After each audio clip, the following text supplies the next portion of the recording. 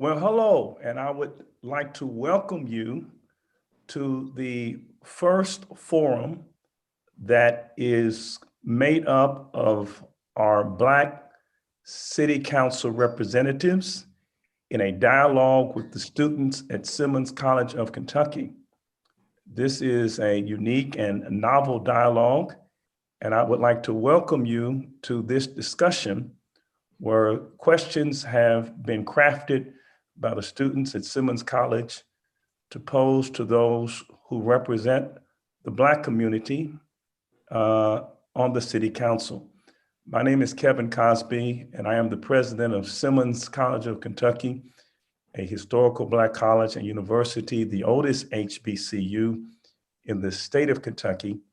And of the 101 historical Black colleges and universities in America, Simmons is the 10th oldest HBCU in America. I would like to thank our City Council representatives for agreeing to engage the students at Simmons College in dialogue. At Simmons, we encourage our students not simply to be smart, but to be smart for a purpose, and that purpose being the uplift and benefit of the entire Black community. We are attempting at Simmons College to create race men and race women who realize that to whom much is given, much is required. And so to have the privilege of engaging our political leadership, those who represent our community, is a great honor for our school, and we will put it down as an important milestone in the history of our school. Again, I'd like to thank our representatives on the City Council. And before we proceed, I would like each of our council persons at this time to introduce yourself, tell us something about your district and how long you have been serving. So we'll now pass it on to you. And we can start with, let's start with Jacory Arthur, since he's the neophyte right now on the City Council. Peace, I'm Councilman Jacory Arthur of District 4, downtown Louisville, and all of the surrounding neighborhoods. So in the West End, as far as about 24th Street towards the east, as far as about Frankfort Avenue, south as far as Rawlings Street at the tip of the Snitzelberg neighborhood, and as north as the Ohio River. District 4 encompasses neighborhoods like Brussels, Butchertown, a little bit of California, Germantown, Irish Hill, Meriwether, Fort Hill. All in all, we have about 14 neighborhoods, including the downtown business district. So District 4, in some people's perspective, is the epicenter or the heart of Louisville. And I have been serving on council maybe about a month and a half at this point. I was elected in 2020. I took office January 4th. This is my first year in politics, and I'm looking forward to talking with my colleagues tonight. Thank you for having me. Thank you so much, Councilman. So next, who will go? Just feel free to just proceed, anyone. I'll jump in. Hi, everybody. My name is Jessica Green. I represent beautiful District 1. District 1 encompasses beautiful and historical neighborhoods like the Parkland neighborhood, the home of the champ, Muhammad Ali. It also encompasses Park Duval, which is currently where I live, formerly Cotter Homes and Southwick. So historic neighborhoods like that. The Alpha Gardens neighborhood. We pick up on Cane Run Road as well and stretch all the way out to the Green Belt. So neighborhoods up along the Cane Run corridor, like Lake Dreamland. The entirety of Rubbertown is in District 1. And so I have been serving since 2015, and I'm so excited to be here with my colleagues this evening. Thank you so much for the invitation. Okay. Well, I'm Councilwoman Barbara Shanklin. I'm probably the oldest there. I've been there since 2003 when it first started. I represent Newburgh, and to me, Newburgh is the district, the whole district, but it really isn't. I represent Sunshine Acres, Forest Park, Wildwood Country Club, Newburgh, of course, Breckenridge Lane, and this is the home of the Unsales. So I felt like I wanted to make sure that you remember Wes Unseld and George Unseld. They grew up out here. But Newburgh is a small African-American community, and it's the only African-American community out in this East End, South, I won't say Southeast, just part of the East End part. And I feel like at times I'm all by myself because all the rest of the council people, well, except Paula, are pretty much together. 1 through 6 are right there together, and I'm way out in Newburgh. So sometimes I feel lonesome when it comes to that, and I have to fight by myself. But other than that, I really love my district. We're really working hard out here, and hopefully I can continue to work hard. Thank you. Thank you so much, Donna Councilwoman. Purvis, and I represent the beautiful District 5, which encompasses the Chickasaw, Shawnee, Portland, and Russell neighborhood that I share with Jecorey. We have some wonderful noted residents that live here in District 5, such as the great Dr. Kevin Cosby, Senator Gerald Neal, State Representative Pamela Stevenson. Well, we live in a very sought after neighborhood, as I'm sure my constituents such as Dr. Cosby and Senator Neal can see. There's becoming a change in this neighborhood, but I'm glad to represent it. We are in need of a lot, and I want to be the person to make the changes and to make everyone be comfortable, to feel comfortable living here. Thank you so much, Councilwoman. And hi, I'm David James, and I'm the councilman for the 6th district. And I also serve as the president of the council. And the 6th district meets up with Councilwoman Purvis and Councilman Jacory Arthur and Councilwoman Green's districts and Councilman Dorsey's. And it goes from Broadway basically on the north, 30th Street on the west, down through Parkland and California and Victory Park, Park Hill, Old Louisville, South Central, University of Louisville, and on the east side is Shelby Park along Preston Street and all the way back up to Broadway. And so I'm happy to be here, and I thank you for the opportunity. Thank you so much, Brother President. Hello, I am Councilwoman Paula Mcraney. I serve District 7. District 7 encompasses from Shelbyville Road, Brownsboro Road, through to Shelbyville Road. And it's in between Chenoweth Lane to Goose Creek. And it includes neighborhoods like Mockingbird Valley, Druid Hills, Linden, parts of St. Matthews, Windy Hills areas. And for this year on the council, I serve as the chairperson of the Committee on Equity and Inclusion. And I'm sure we'll get more into that later on. But I am so delighted to have been invited. Thank you. Thank you, Councilwoman McCraney.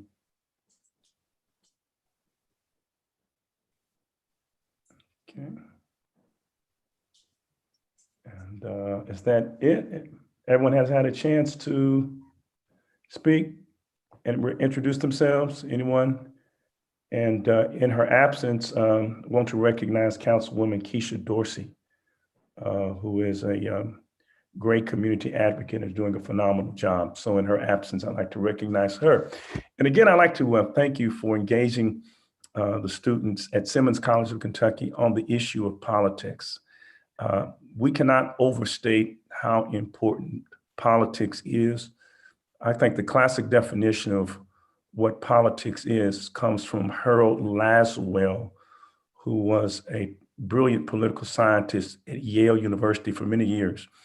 And his classic definition of politics is deciding who gets what, when, and how. So every political decision empowers a community. Somebody gets the benefit, somebody's interests are advanced with every political decision. There's no such thing as a value neutral political decision. Every political decision results in someone being advanced and someone by default being stifled. The questions that our students are asking is, how can politics best work for them? And more importantly, how can politics best work for the Black community? As Tip O'Neill said, who was, of course, Speaker of the House during the Reagan administration, that all politics is local. And we think global, but we always have to act local. So I'm going to proceed to ask some questions from some of the students at Simmons College of Kentucky. I want to get as many questions in as possible. So I'm going to ask that you, to the best of your ability, to be concise. Feel free to, at any time, answer the question that you feel most passionate about once I propose the question. And like I said, let's be as concise as we possibly can. And if there's any time, we'll maybe have some questions, some subsidiary questions from persons who are participating in the chat. So the first question that I'd like to ask comes from a sociology major whose name is Deborah. And Deborah's question is this: what is the agenda of Black politicians for 2021, and how can we be a part of it?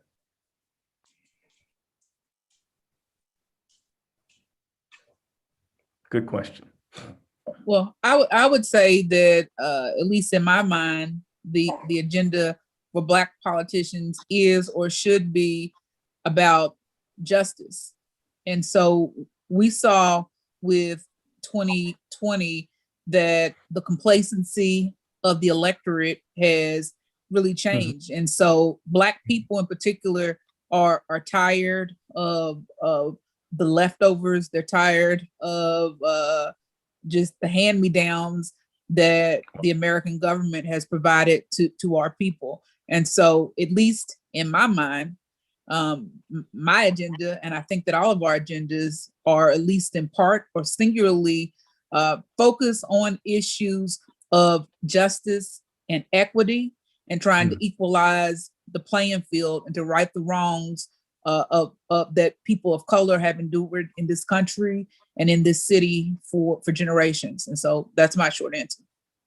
So you're referring to economic justice, right?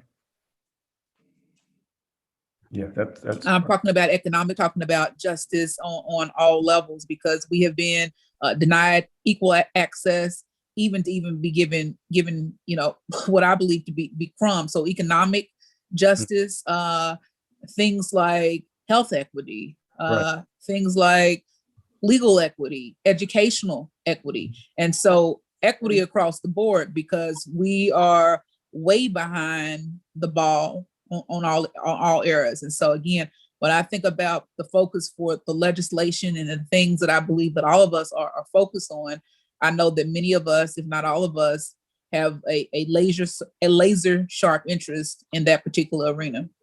Let me ask you this, anyone can respond. And thank you so much, Councilwoman Green, for your response. What do you find as a council person is the greatest impediment to the securing of economic justice for those who've been so excluded and locked out for decades? What are the impediments as a city council person? Anyone want to respond? I'll take a stab at that.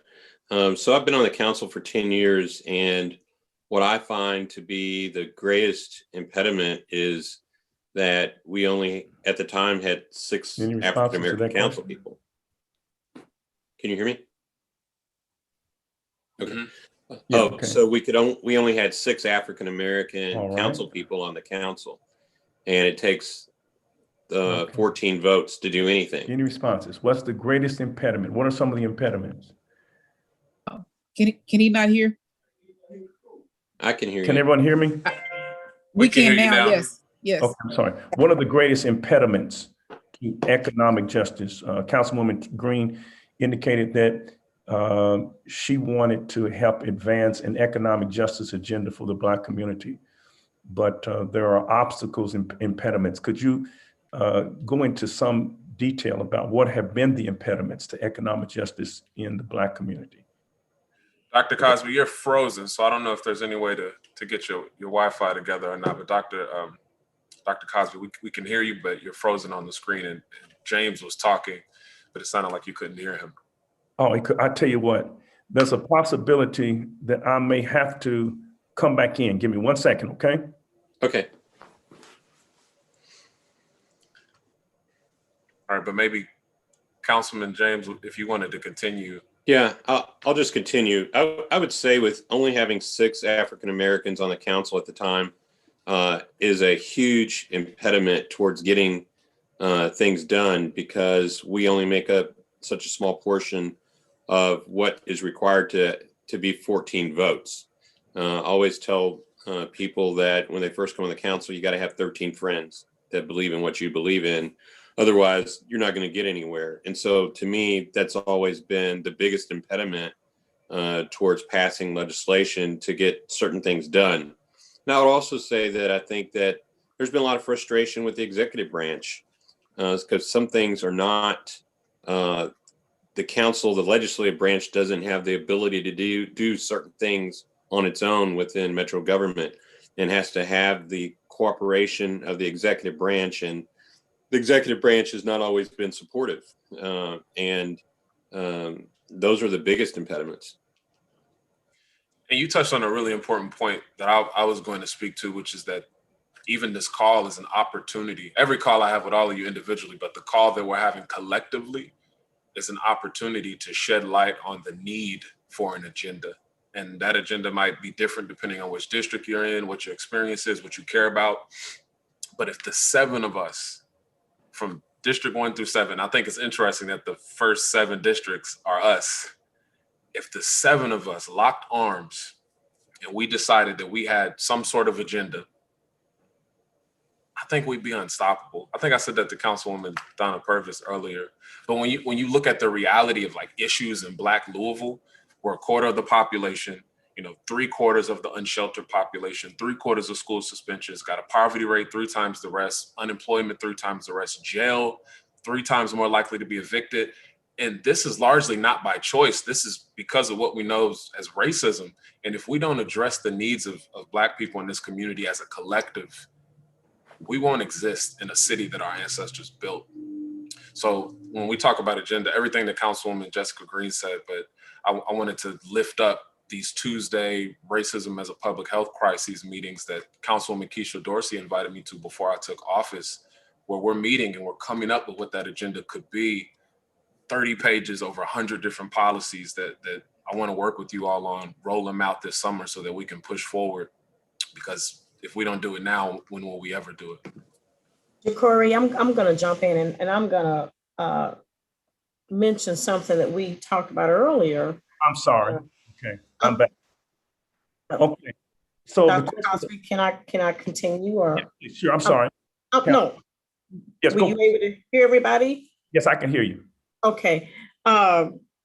Jecorey, you and I spoke earlier in a previous meeting we had today. We briefly mentioned us having the crab in a barrel attitude. And it's something that we cannot move forward without addressing. Mm-hmm. We have to be united and we have to be true to ourselves.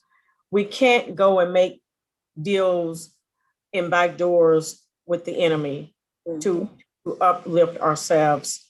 That does nothing but hurt us. This may be the truth that people don't want to hear, but this is the truth. Until we stand to work together and don't have a selfish agenda, we're not going to go anywhere. And I agree. I agree with that. Go ahead, Barbara. Okay, I agree with that. I've been around a long time and we get more things done when we work together as a team and not where one person has to be out front or be promoting themselves. And I think that hurts us more than anything, because then we have the whites that stand back and watch us fighting over this position, fighting over this committee and all of that. When sometimes we just have to step back and say, I'll wait my turn or whatever. But the only way we're going to get ahead is to work together. And at one time, The 6 of us would go across the street and meet with the mayor once a quarter. Because, you know, if we are not at the table, we're not going to ever get anything. So some of us people of color need to be at the table, especially when they have these programs and all of these things, but we're left out. Now, the last meeting, I don't know, Jessica, if you were there, the last meeting we had across the street in our quarter, the mayor got up and walked out and as if to say, I'm not thinking about none of y'all. He did not address any of our issues. Once a quarter, we bring our issues in our Black communities. So the administration has to work with us, but we have to come together first and come to that table and sit down and not beat each other up. Be right there saying, this is what we want to do, work together. That's the only way we're going to make it. And just like we need 13 friends, they need 13 friends also. So yep. I'm just putting that out there. Yep, they do. I want to jump in.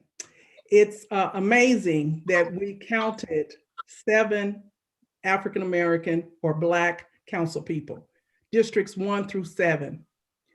What's not so amazing is when you talk about the Black agenda, although when my parents got together and found out they were pregnant with Paula, they knew that I was Black, right? They didn't know I was going to be a male or a female, but they absolutely knew I was going to be a Black child.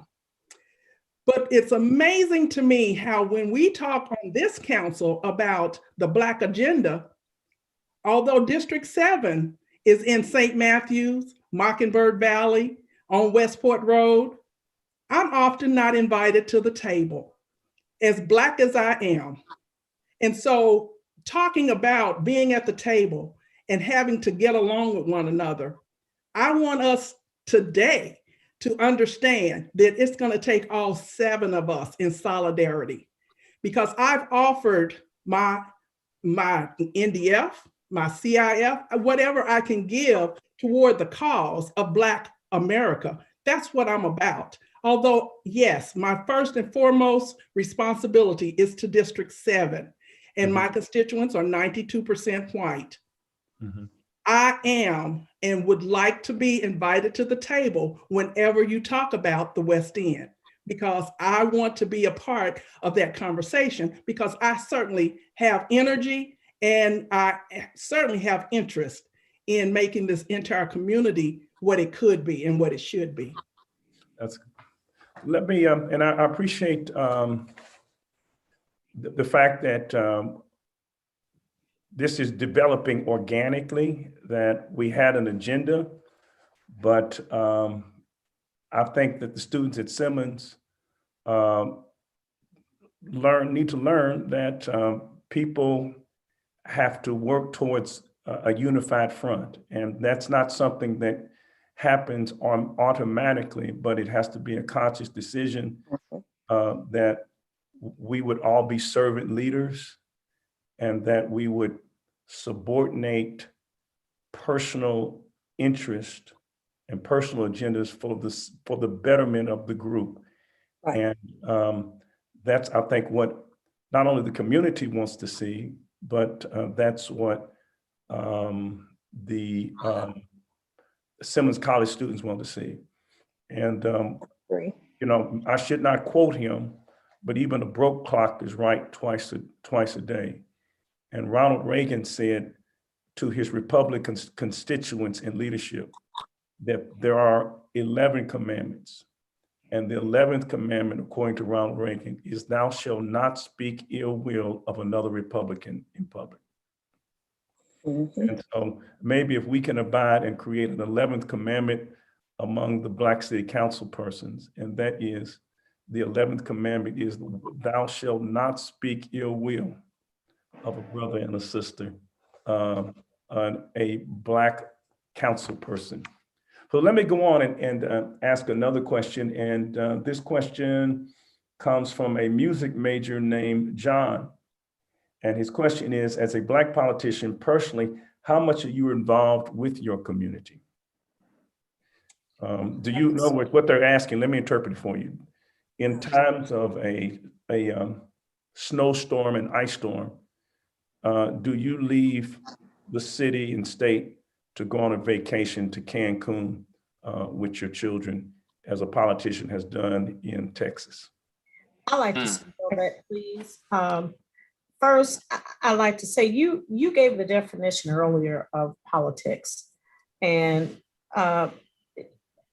this is not verbatim, but your statement or your message was politics involving some will gain and some will lose. Am I correct in saying so? Correct. Yeah.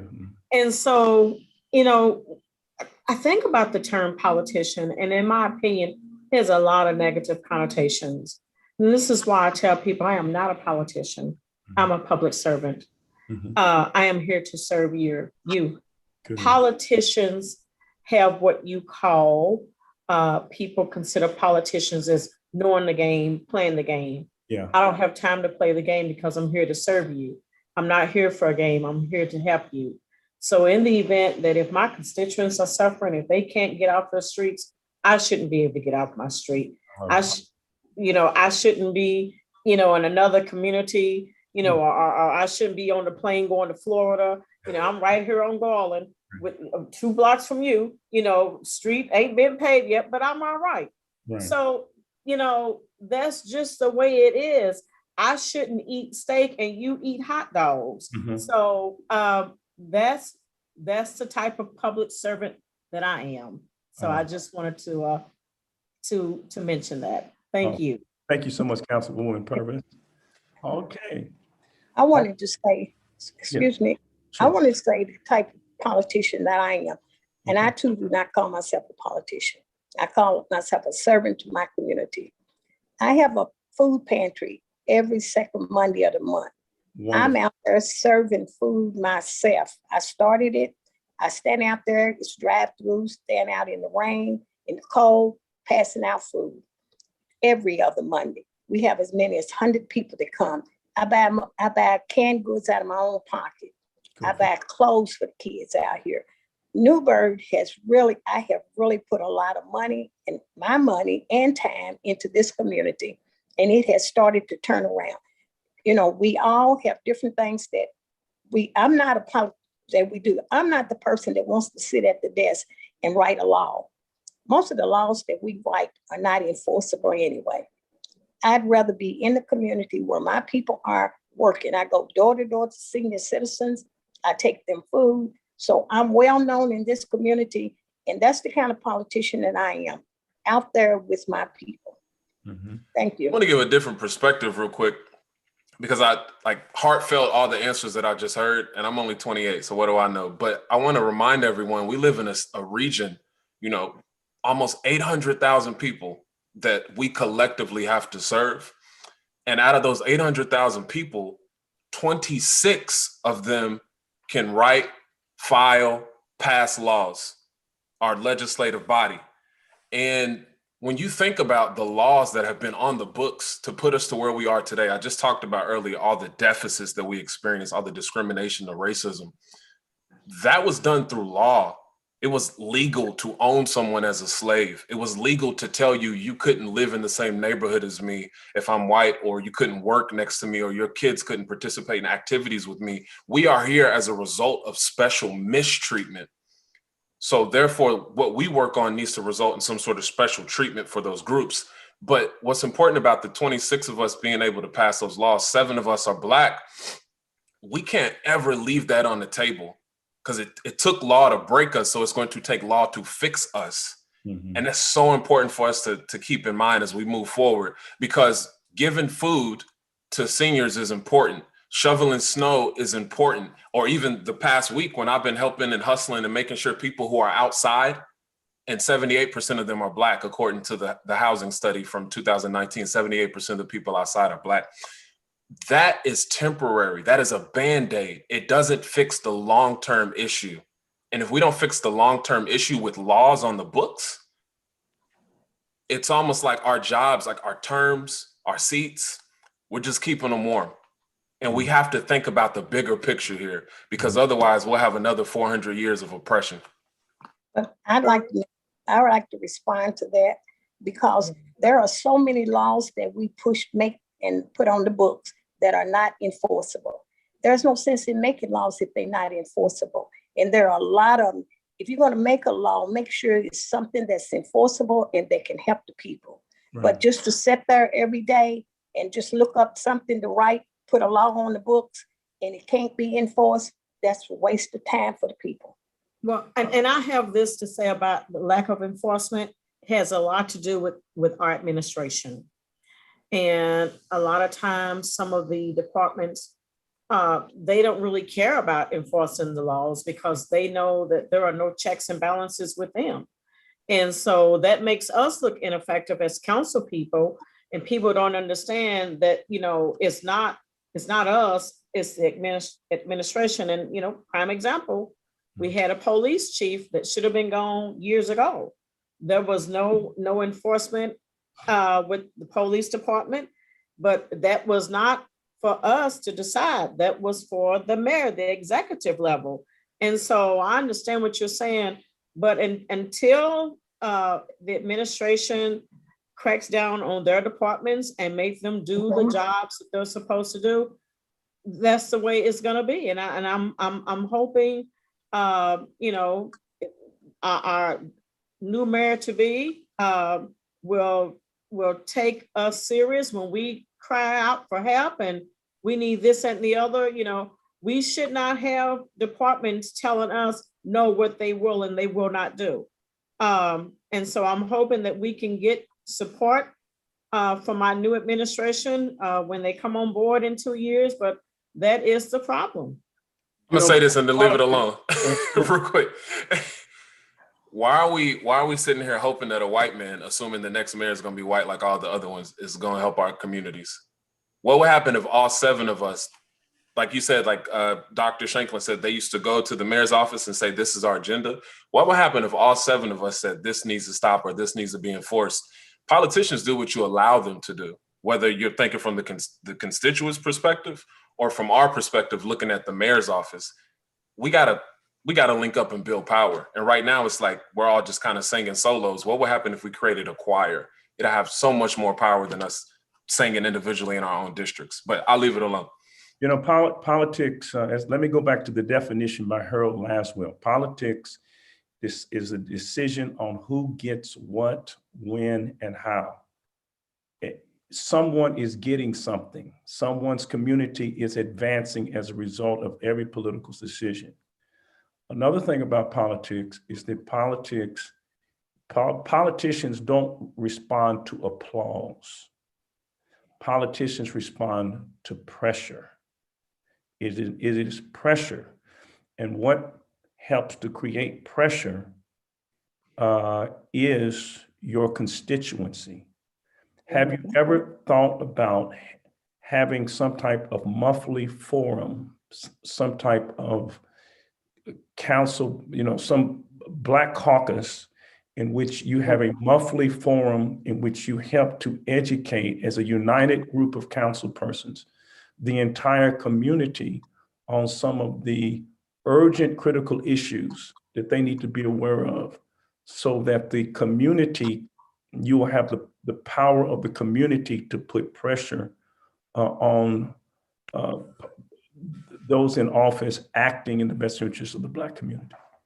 So I think that, Pastor Cosby, the idea of doing united forums is great. I know that many of us individually, routinely host forums in our community when the world was open and even in a virtual capacity. But I want to go back to your point of that, you know, politicians respond to pressure.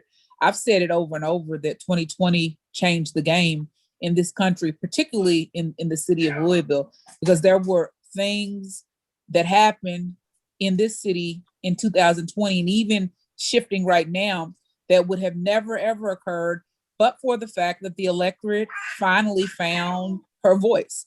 And Correct. So because of that, what I believe to be very pivotal legislation was passed. We are on the cusp of a new budget. I believe that there are going to be some demands that are made in this budget adjustment.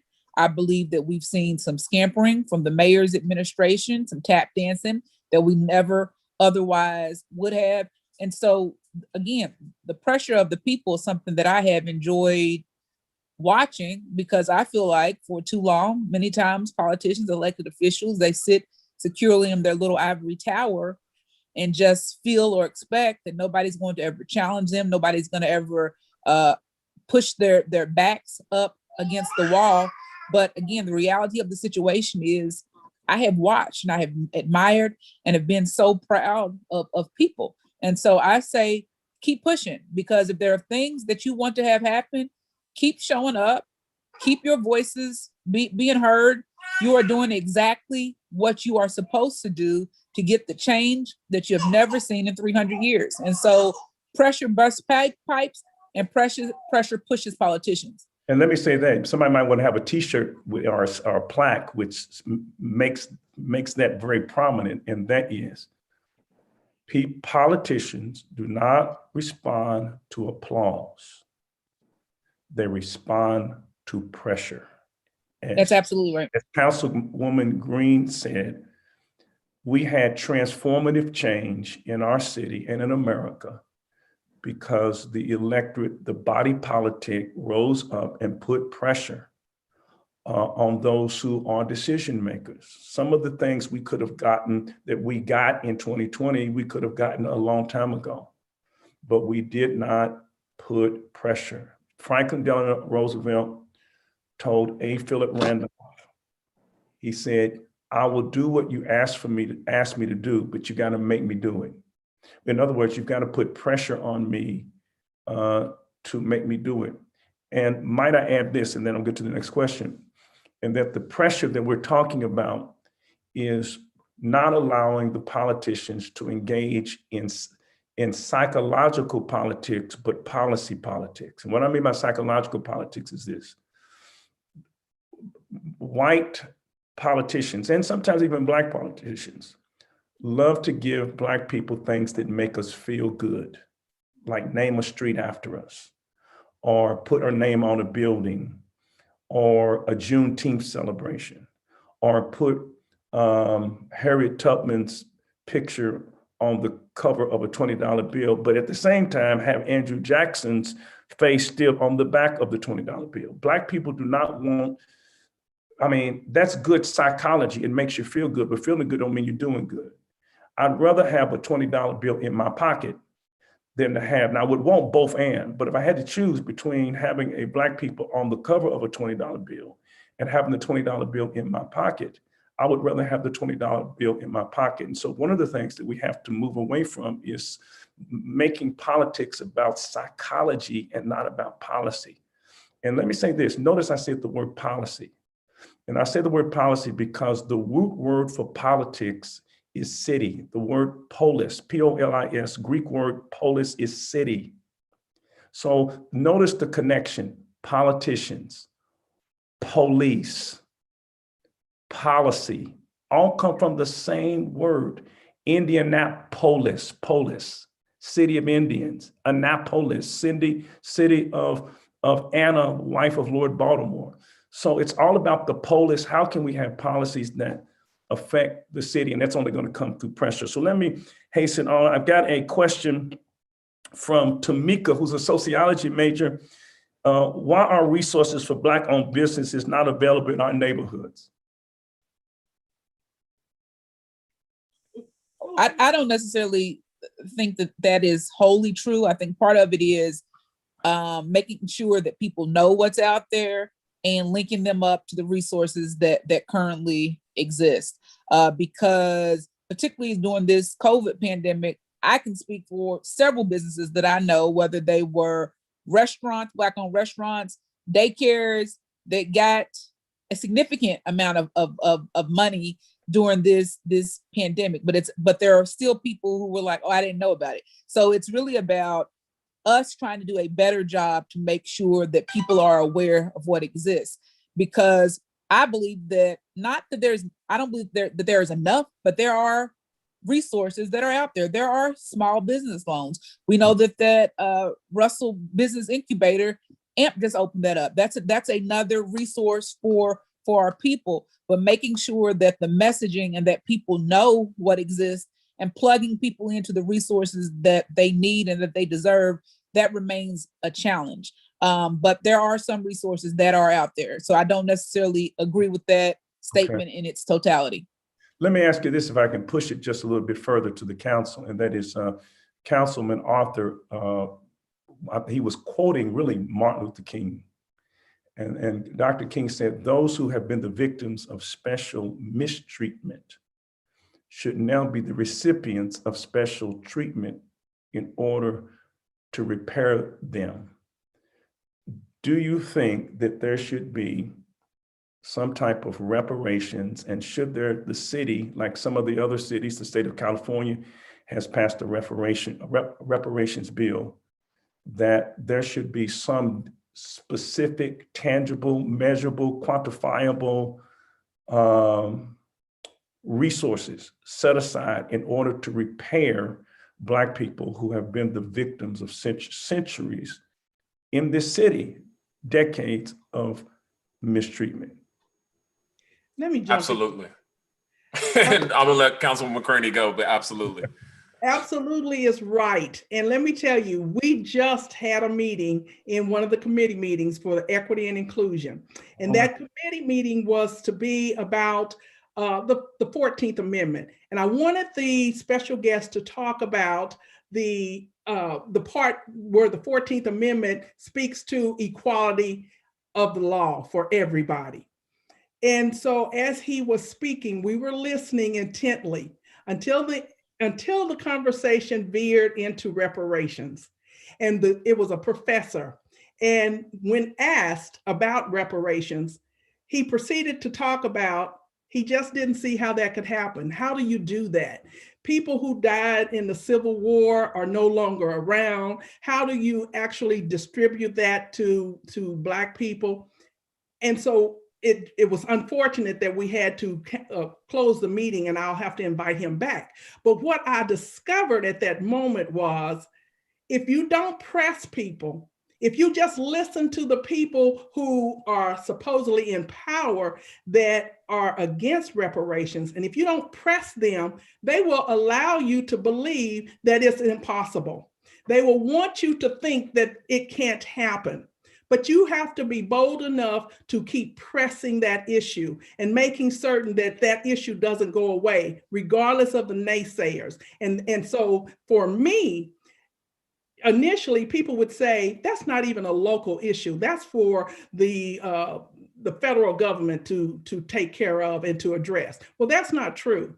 I think whatever we can do on the local level to advance that cause, we should try to do it. And I'm not going to let up on it. We just have to be bold enough to keep pressing the issue. Good for you, Councilwoman. Good for you. And might I add this, and that is that justice is two things. It is, first of all, the ceasing and desisting of wrongdoing, but then it is also repairing people from the damage of the centuries and decades of wrongdoing. So just ceasing it is not enough. You have to also repair people for how they've been damaged as a result of those wrongdoings. Anyone else want to comment on this? I Yeah, wanted to I'd like, say- I go wanted- ahead, I'm sorry. Go I'm ahead. sorry, President James. You want me to go ahead? Go ahead, ladies Go first. ahead, and then Councilwoman Purvis. I Council was James. just gonna say real quick, when we talk about reparations, they said it never happened. How can it happen? Well, it can happen the same way that they gave all those trillions of dollars to those big corporations Yeah. for the COVID bailout. So instead of giving all that money to people that already have money, they could just pay us our money. That's all I have to say. Or who else got it? Native Americans, Japanese Americans. Trillions of dollars has already been paid in reparations throughout time. There's actually a sister from Kentucky named Henrietta Wood who was free. She was kidnapped. She was sold back to Cincinnati. Like, she had a crazy story, but she is reflective of making sure that she got repair. She didn't receive as much as she needed, but she got some sort of repair. Today, it would be upwards of $20,000, $30,000. And since then, her descendants have had a far better life. but the federal government does have a responsibility to make those direct payments. But at the same time, we can't let go or leave on the table the responsibility that Louisville has. The 150 businesses that were up the street from me that got destroyed by urban renewal, AKA Negro removal, there are responsibilities to be had from local to state to federal government. And I would say out of this call, we should all hop on a resolution to speak to reparations and say, we all believe in this and we believe that it should be paid. And that doesn't mean the city allocates dollars, but all of us saying that we believe in it, that would be so powerful. And I just wanted to throw that out there. And if you're looking for the reason, and here's your acrostic, justice. Here's your acrostic. Why reparations? J, Jim Crow. Louisville is a Jim Crow and was a Jim Crow city. J, Jim Crow. U, urban renewal, which of course is Negro removal. I'm spelling justice. J, Jim Crow. U, urban renewal. S, slavery. S is slavery. You were supposed to receive 40 acres and a mule that got rescinded by Andrew Johnson. S, and we would not have to get reparations today had we got it back then, because we would have passed down wealth to our descendants as whites are passing wealth to their descendants transgenerationally. So S is slavery, J-U-S, T is terrorism or lynching. That's right. I is incarceration, C is cops and courts, and E is economic exclusion. And those are the reasons why. And no other group has been the victims of this except Black Americans. And it would be profound if the city council, the Black city council members proceeded with some type of resolution towards reparations. That's already in the making. Good for you. And it will be on the table next week. I had a very good conversation with someone that I got permission to use some of their language from the ADOS movement. Good for you. So it's already being written up and you all will see it next week. It's not a surprise. It's just that I just started it right quick after that meeting that we had, where it was just one of those odd moments where we could have been left disappointed, thinking that this can never happen if we took his word for it. And so I sprang into action. And so I hope that we can all embrace this resolution that's about to be presented. We've got about, thank you so much, Councilwoman McCraney. That is outstanding. That's good news. And the community needs to know so the community can get behind the united front of the city council. One of our students is asking a question I think that you kind of touched on, that you discussed a little earlier, and that is, how can you guys come together to love each other and help each other as a collective? Could you repeat that, Pastor Cosby? I'm sorry. Her name is Alenta, and she's a general studies major right now, and she asked the question, how can you come together, love each other, help each other, work together as a collective? And I think you kind of touched on that a little bit earlier. I think by just having conversations like how we're having right now, transparent conversations where egos are left at the door, where we just speak amongst ourselves with not having to speak in code, where we have real conversations amongst brothers and sisters. And so I pride myself on, this is just Jessica. I'm always going to be a girl from the hood. Sometimes I get in trouble by saying stuff that's on my mind. But I think that especially with people that you love and that you are communal with, which I think all of us are, we have to have real conversations. We have to have tough conversations. Yeah. It doesn't mean that we're always going to agree, but we owe it to ourselves and we owe it to our people to be real, to see how we can shift this pendulum. That's great. And I agree with Jessica. We have to be real. We have to be honest with each other, but we also have to honor each other. Honor each other. And that's very important. That's great. All right. Whitney, who is a sociology major, how is the mayor going to be held accountable for the plans he proposed for Louisville's Black community? That's Well, I don't mean to dominate. I don't know. We need to hear from other people. But let me just kick in this idea. The first thing we need to do, and do it like next week, is to collectively go over across the street and say to him, there's already a list of things we have indicated to you that we wanted done December 31st, 2020, and those weren't done. So we're now wanting to know where you are with those things and where you are with the other list of items we've already asked you to do. So we have to hold ourselves accountable for holding administration accountable. Mhm. And I'll add in real quick, Councilman David James can maybe speak to this more. The state legislator and House Bill 309, page 17. If we collectively don't come together, we could really see the consequences of a lack of unity. Because once they start trying to audit the way that the city spending is happening, it really might put the urban core of the city against the suburbanites. And in that scenario, it could get messy. So what she just said about going across the street, that's so important. Look inward so that we can look outward. We can hold the mayor accountable. That's great. We can hold our constituency accountable, but more importantly, we can hold each other accountable. And I would agree. I would say that I don't think most people are aware that House Bill 309 is even out there. House Bill 309 has something that we want in it.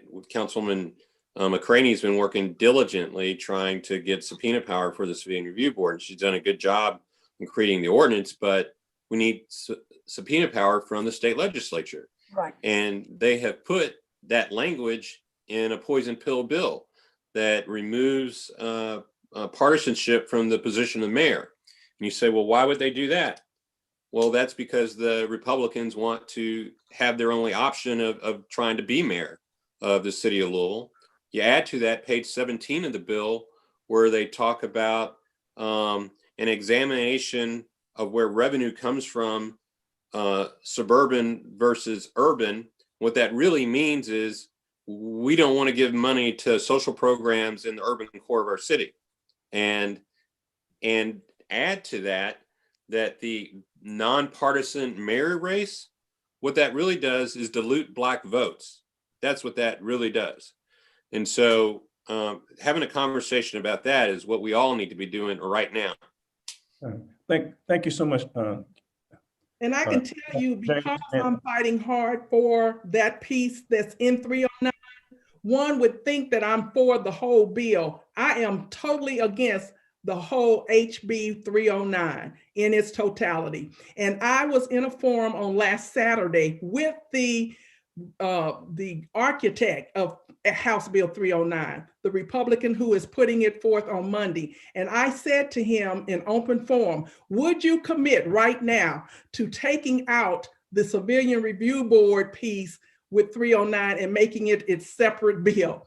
And he would not do it. So we have to, just stand firm, whether it's a compromise or not. Although I would love to have it, and it's a great thing for our community, I don't know that we want to sacrifice the entire bill just for that one. So we do have to come together and determine what we want to do about that. And Councilwoman Shanklin, did you want to make a comment? I did, but that conversation is gone. I was, someone called my phone and it cut me off completely, but I'm okay. Okay. Thank you so very much. Just a few more questions. And one question is from Joseph, who's a sociology major. And the question Joseph asked, a very good question. How can Black Lives Matter be more than just a slogan? And that's a good question. Black life, Eddie Glaw Jr. talks about the value gap and that Black life does not have the same level of value that white life has. That Black life is so often diminished and invalidated. And so what can we do? And I know that, for example, as the president of Simmons College, I had to fight two fights. I had to fight the fight to get accredited in 2014 and the fight against the power structure that was seeking to discredit us while we were in the process of getting accredited. And now we have an HBCU that is bringing millions of dollars into this city annually. I was on a White House Zoom with the other HBCU presidents, and they're going to triple Title III funds to HBCUs. Potentially, that's $3 million annually coming to this city simply because the city of Louisville has an HBCU. According to the University of Georgia, Simmons College has a multiplier effect of $1.49, which means for every dollar that is spent at Simmons, it brings back to the city $1.49. If $3 million annually is coming to this city that is controlled and governed by a Black institution, in 10 years, that is $30 million. But yet, the city tends, and those in power tend to invalidate and diminish the role that Simmons College is bringing to the community. And so it's all about the value gap. Some Black people just are not valued. And what can we do to help close the value gap that exists between Black people and white people, and Black institutions and white institutions?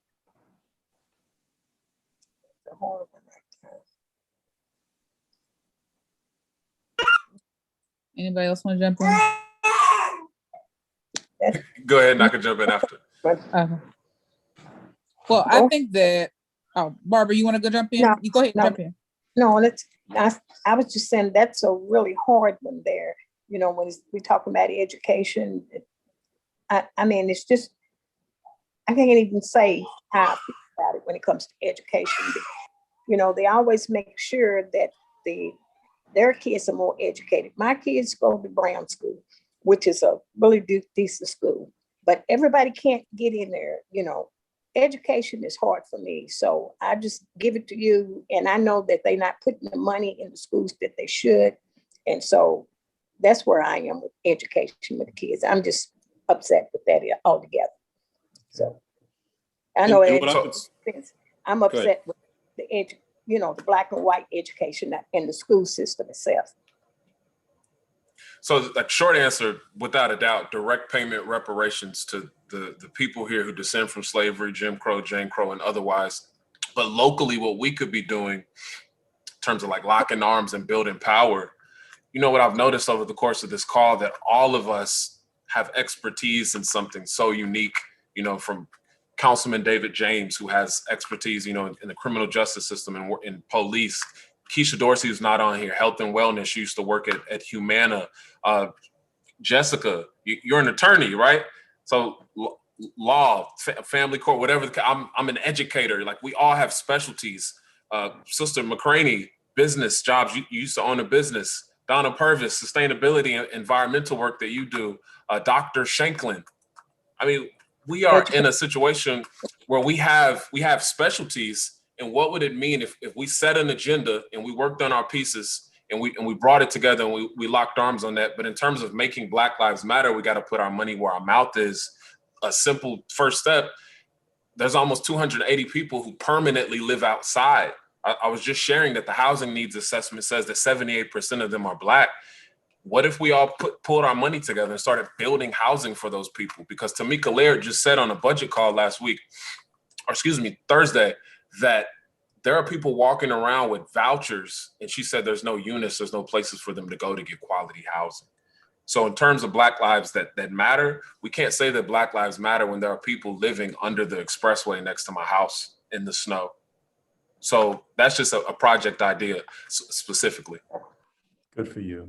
So for me, you know, the way that we can increase and show the value of Black institutions is, I agree with Jecorey, follow the money, follow the budget. You know, we invest in this city with dollars to the things that we believe are of value. So that's why in our budget, it's overwhelmingly spent on police, fire, and EMS.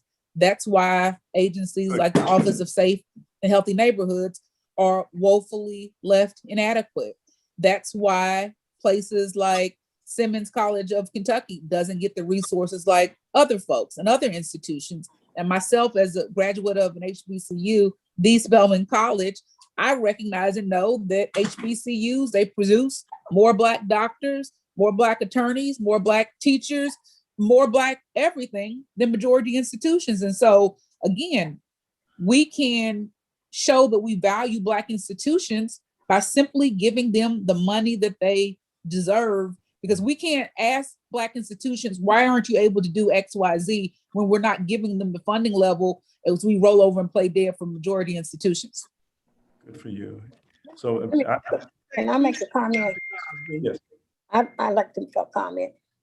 You know, when Safe and Healthy Neighborhoods and all the other programs that the mayor has, it's not African Americans at the table. They make the decisions for us. They put the programs together. When you look at the administration, it's not made up of African Americans. It's just a few, one here and one there. So when they put the programs together and split up the money goes here and there.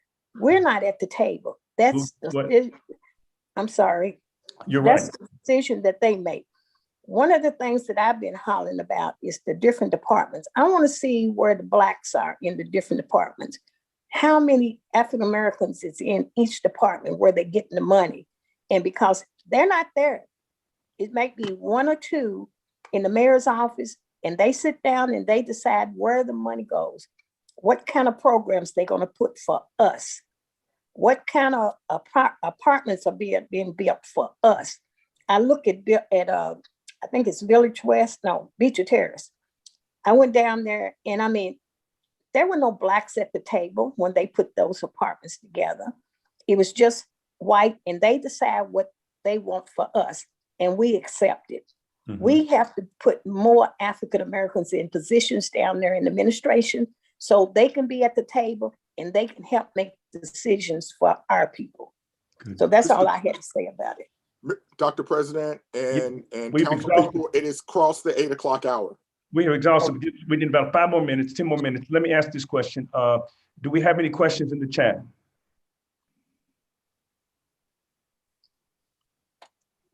Any questions, Michael? I've been looking every now and then. Looks like we got a whole lot, so we might got to do a part two. Okay, well, I want to thank you for engaging the students at Simmons. And, you know, we've been hit with some snow, and whenever it snows, the question all of us want to know from the meteorologist is just one thing, and that is, will it stick? Because snowflakes are very, you know, they can melt in your hand. But when those snowflakes, as light as they are, when they come together and decide to stick together, they have enough power by sticking together, as light as they are, to shut a city down. And our individual power may be light, but if we can stick together, we can perhaps shut the injustice down that has been imposed upon the Black communities for so many years. So my question is to all of you, and you can respond, this can perhaps be the last question. Where will we go from here? As Martin Luther King would say, where do we go from here? You know, coming together is a start, stand together is progress, working together is success. What can we do since this is the first time that this type of dialogue between the Black City Council members is taking place? What do you suggest that we do to be like those snowflakes, to help stick together, shut injustice down? Dr. Cosby, I think that, and this is my opinion, but I think we need this. I feel like we need this nurturing. We need it to be reminded of our purpose. And I would love to continue a forum like this on a regular basis, maybe if it's quarterly. But I just think that we need to continue this, to be mindful of what we are supposed to do. I'm writing it down. Okay, so more public forums with all the Black city councils. Okay. Yes. And like I said, it could be quarterly. But sometimes in human nature, we can become complacent.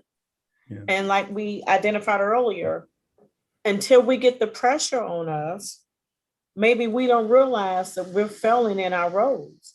And these types of forums helps us to open our eyes and see, okay, That's good. you know, So this has been energizing for you guys, right? yes, for me, but Right. yeah, so that's what I have to say. I like to see more of this. Thank you. Bless you. Any other suggestions? I would just echo what Councilwoman Purvis just said, but also add to that it's not about us just talking, get together every quarter and talk. We got to do something, right?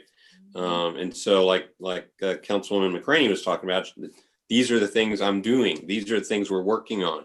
And so I think that when we get back together quarterly, we say, well, this is what we did, or this is what we're actually doing. I think doing is the most important part, because I go to meetings all the time and very rarely does anything come out of them. And so it's important that we do things. Agendas, right? Yes.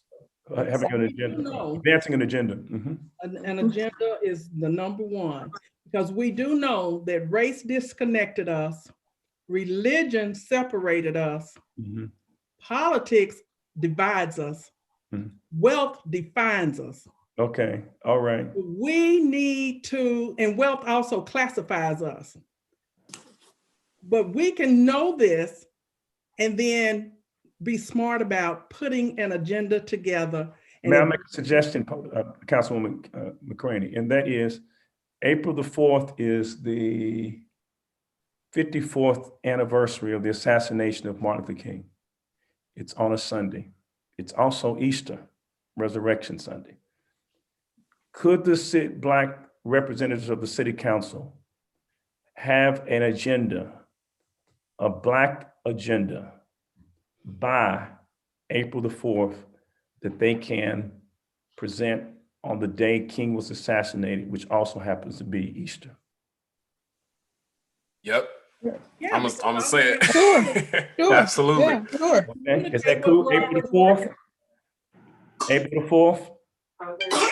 That's fine. I mean, it's not a surprise, because we're all working on things. We just have to come together collectively and write it all down. We're all doing something. We just have to be on one accord. Yeah, but all seven come out and stand behind it, right?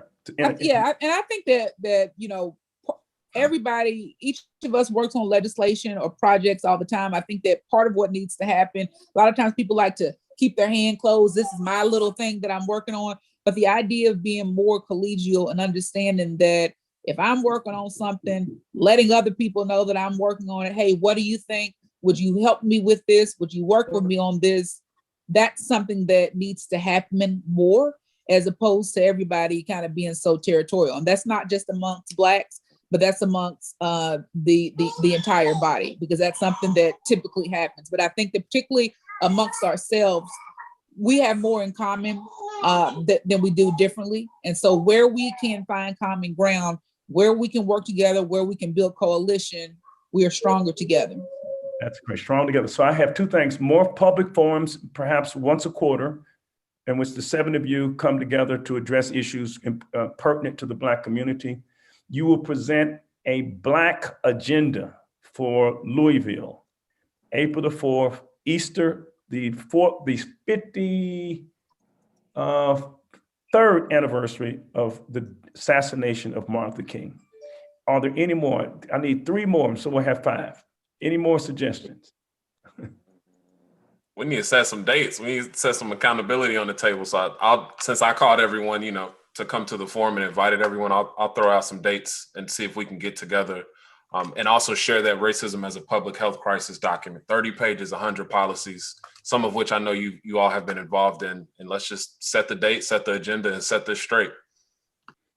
Well, I think just having an agenda by April the 4th is probably enough. And I think that's a good place to end. And so if we can agree with that, right? And we look, all right. Well, on behalf of the students at Simmons College of Kentucky, thank you so very much for allowing the students to engage you. And thank you for your support and encouragement and the wonderful things that you have done. You know, there's a difference between an elected official and a representative.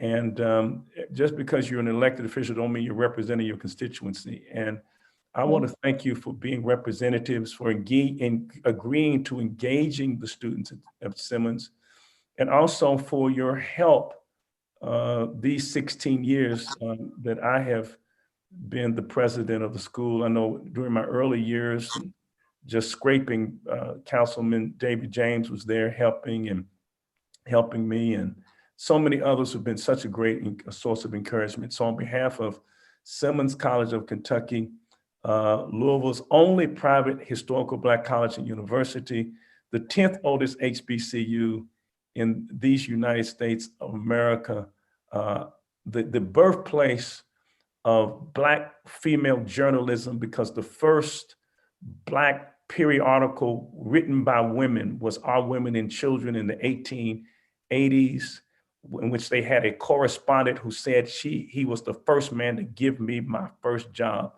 When William J. Simmons gave a woman from Memphis, Tennessee, her first paid job by the name of Ida B. Wells, the crusader for against lynching. So on behalf of Simmons College of Kentucky, the Mighty Falcons, please come by and visit us. Just stop in. It's your home.